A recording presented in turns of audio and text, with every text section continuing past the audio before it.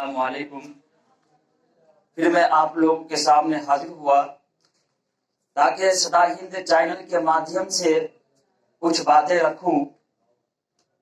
عزیز ساتھیوں، آپ تو جانتے ہی ہے کہ آج پوری دنیا ایک سنکٹ سے گزر رہی ہے، ایک مہاماری سے گزر رہی ہے۔ ایوری ون از وریڈ، ہر انسان پریشان حال ہے۔ لیکن ہمارے ملک میں سب سے زیادہ جو پریشان ہے وہ SC ST OBC اور مائنورٹی کے لوگ پریشان حال ہے۔ بھوکمری، لاچاری، بے بسی اور بے روزگاری کی شکار ہو رہے ہیں۔ نفسی کا عالم ہے۔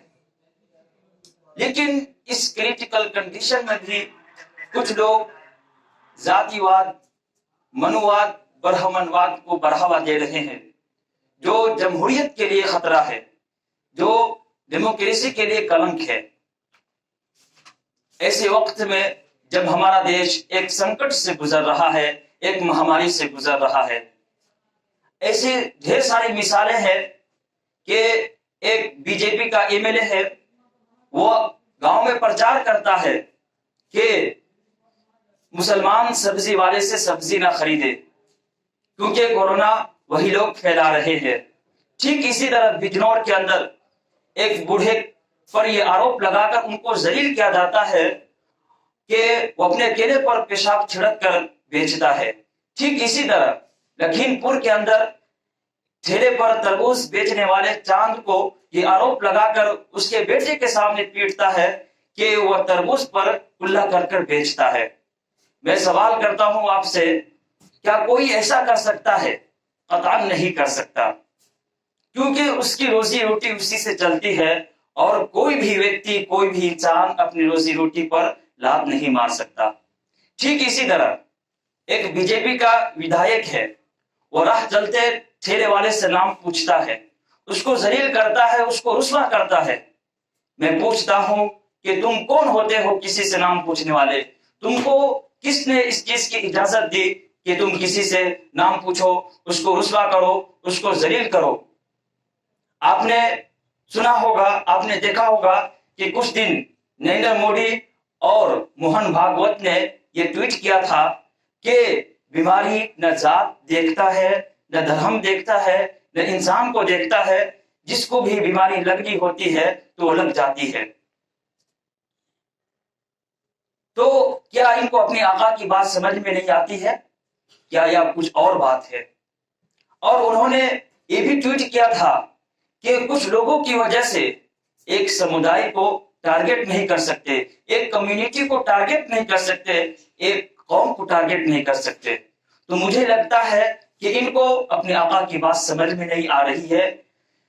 تو عزیز ساتھیوں، ایسے حالات میں جو لوگ ہنسا پھیلا رہے ہیں، جو لوگ سمپردائکتا پھیلا رہے ہیں، جو لوگ نفرت کو بڑھاوا دے رہے ہیں، تو ایسے لوگوں پر انکش لگانے کی ضرورت ہے، کیونکہ اگر ہم ایسا نہیں کریں گے تو جو ہمارا ملک لوک تنتر ملک ہے یہ ختم ہو جائے گا۔ ایسے حالات میں جب ہمارا ملک ایک سنکٹ سے گزر رہا ہے، ایک مہاماری سے جوجھ رہا ہے، اور SC ST OBC اور مائنورٹی کے لوگ پریشان حال ہے، بھوکمری کا شکار ہے، ڈپریشن کے شکار ہو رہے ہیں، اسپتالوں کی بری حالت ہے، سرکار انتظام کرنے میں ناکام ہو رہی ہے، اور صرف 5% لوگوں کو گورنمنٹ کے جانب سے لوگوں کو مدد پہنچی ہے۔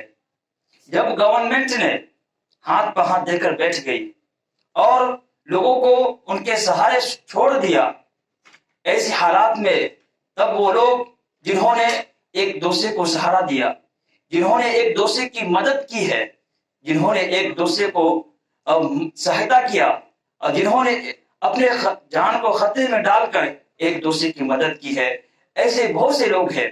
اس کا میں کچھ ادھارن دیتا ہوں کہ اڑیسہ میں جس کا نام چھایا رانی بانو ہے، اس کے پاس 8 ایکڑ زمین ہے، اس میں سبزی اگاتی ہے اور غریبوں میں تقسیم کرتی ہے، بے سہاروں کا سہارا بنتی ہے۔ ٹھیک اسی طرح اڑیسہ کے ایک ٹھیکیدار ہے جو ریلوے میں کام کرتا ہے، روزانہ 600 کو کھانا کھلاتا ہے، गरीबों को मदद करता है, गरीबों की मदद करता है। ठीक इसी तरह कर्नाटक में दो भाई जिसका नाम तजम्मुल और मुजम्मिल, जिन्होंने गरीबों की मदद के लिए अपनी जमीन तक बेच दी है। ऐसे भी लोग हमारे हिंदुस्तान में रहते हैं, मैं इनको सैल्यूट करता हूं, मैं इनको सलाम करता हूं। ठीक इसी तरह श्रीनगर के अंदर रफीक नाम का एक शख्स है, जिन्होंने हज में जाने के लिए कुछ पैसा जमा किया था। उन्होंने गरीबों की मदद के लिए और SC ST OBC और माइनॉरिटी के लोगों की मदद के लिए वो पैसा खर्च कर दिया। यही वो लोग हैं जो योद्धा के शक्ल में सामने आ रहे हैं और एक हीरो का रोल प्ले कर रहे हैं। मैं इनको सलाम करता हूं, मैं इनको सैल्यूट करता हूं और मैं यही उम्मीद करता हूं कि ये लोग इस तरह काम करते रहे और गरीबों का सहारा बने, बेसहारों का सहारा बने और इनका नाम एक इतिहास में लिखा जाएगा। ये थी कुछ बातें जो आप तक पहुंचाना बहुत जरूरी था और मैं रुखसत होता हूं। हमारे शुक्रिया।